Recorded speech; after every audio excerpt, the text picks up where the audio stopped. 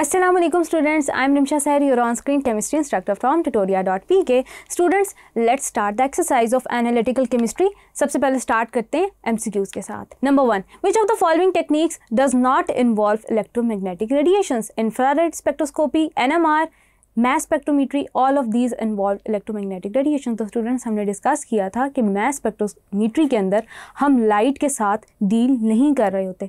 Which region of electromagnetic spectrum is involved in electronic excitation? Ultraviolet, visible. तो students ये हो गया आपके पास both of these, क्योंकि अल्ट्रावायलेट और विजिबल दोनों रिलेटेड है इलेक्ट्रॉनिक ट्रांजिशंस के साथ. Which of the following techniques is different from the others as regard the basic principle? Ultraviolet spectroscopy, visible spectroscopy, electronic spectroscopy. तो स्टूडेंट्स ये जो तीनों टेक्निक्स हैं आपके पास ये एक ही चीज़ के नाम है.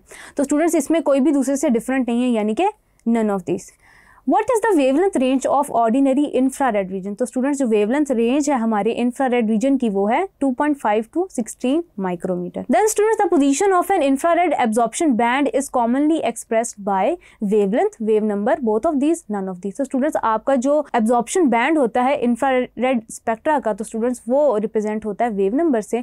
Which region of the electromagnetic spectrum is involved in mass spectrometry? तो स्टूडेंट्स आपको पता है कि इनमें से कोई नहीं होता, electromagnetic radiations involved नहीं होती.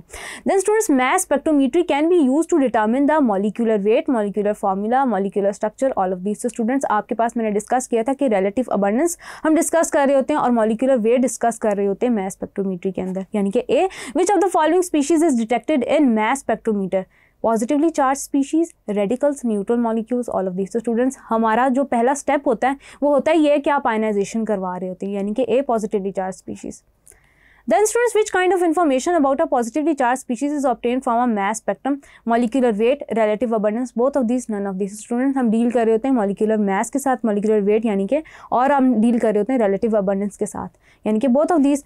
What kind of sample can be studied in a mass spectrometer? तो students जब हम डिस्कस कर रहे थे तो हमने ये thoroughly ये बात डिस्कस की थी कि gaseous sample होता है तो as it is आप उसको आयनाइज करते हैं, liquid और solid को आप वेपराइज करते हैं, यानी कि all of these. Then students, after MCQs move करते हैं शॉर्ट आंसर्स की तरफ. Thank you.